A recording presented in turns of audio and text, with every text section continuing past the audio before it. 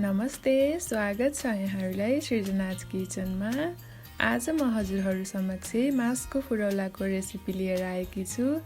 आशा छ यहाँहरूलाई मेरो भिडियो मन पर्नेछ र अन्त्यसम्म हेरिदिनुहुनेछ। मास्को फुरौला बनाउनको लागि सबैभन्दा पहिले हामीले मास्को दालको आवश्यकता पर्दछ र हामीले मास्को दाललाई 3-4 घण्टासम्म भिजाएर राख्नुपर्छ। 3-4 घण्टासम्म भिजाइसकेपछि हामीले मास्को दाललाई यसरी मिचेर सबै बोक्राहरू पखालेर फाल्नुपर्छ। हेर्नुहोस् त, मैले सबै बोक्राहरू फालिसकेकी छु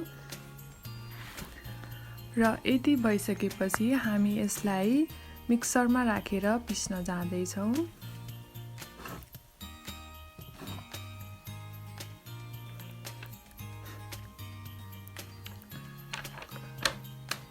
अब हामी सबै दाललाई मिक्सरमा राखिसकेपछि मसिनो गरी काटेर राखेको थोरै लसुनको टुक्राहरूलाई पनि यसमा मिक्स गरेर पिस्नेछौँ।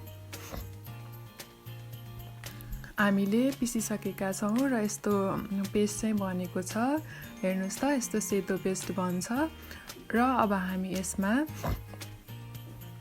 आधा चम्चा बेसार, आधा चम्चा गरम मसला, आधा चम्चा रातो धुलो खुर्सानी र स्वाद अनुसार नुन, त्यस्तै गरी हिङ पाउडर र थोरै गरम मसला,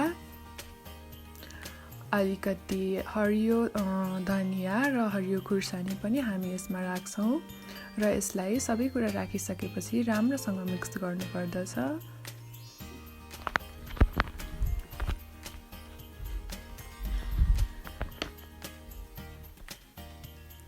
यसरी नै सबै मसलाहरूलाई राम्रोसँग मिक्स गरेर हामी यस्तो बनाइसकेका छौँ। अब यो फुरौला फ्राई गर्नको लागि रेडी भएको छ, फुरौलाको पिठो।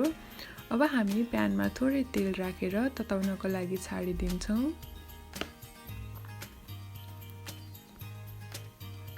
प्यानमा तेल तातिसकेपछि हामी फुरौलाको मिक्सरलाई थोरै थोरै हातमा लिएर हामी यसरी तेलमा राख्दै जानुपर्छ। हाम्रो प्यान जति नै ठुलो छ त्यही अनुसार हामीले फुरौलाहरू धेरै अटाउन सक्छौँ। मैले चाहिँ एक गरेर सकेसम्म धेरै फुरौलाहरू अटाएकी छु।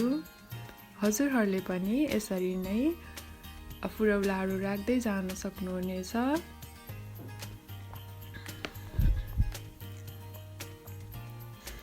फुरौलाहरू सबै तेलमा राखिसकेपछि हामीले यसलाई एकछिनमा चलाएर राम्रोसँग पकाउनु पर्ने हुन्छ। फुरौला पकाउँदा एकदमै ध्यान दिनुपर्ने कुरा के हो भने हामीले हिट चाहिँ एकदमै स्लो मिडियममा राख्नुपर्ने हुन्छ। हाई हिटमा फुरौला पकाउन थाल्यो भने यसमा भित्र रहेको पिठो चाहिँ काँचै हुने र बाहिर डढे जस्तो देखिने गर्छ। त्यसैले हिट चाहिँ मिडियम हुनु एकदमै इम्पोर्टेन्ट हुन्छ फुरौला बनाउनको लागि। मैले फुरौलाहरूलाई पाकिसकेपछि यसरी तेलबाट सबै फुरौलाहरू निकालिसकेँ र अब बाँकी रहेको फुरौलाको मिक्सरलाई पनि त्यसै गरी हामी फेरि फ्राई गर्दछौँ।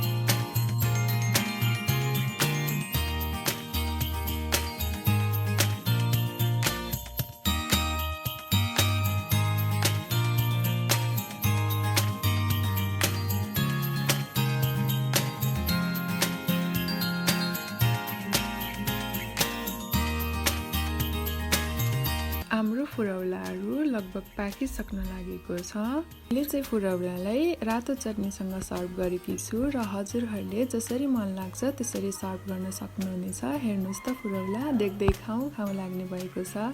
हजुरहरूले पनि यसरी नै फुरौला बनाएर खानुहोला र मेरो भिडियो मन परेमा लाइक, कमेन्ट, सेयर र सब्सक्राइब गर्न नबिर्सिनुहोला। Thank you for watching. Bye by.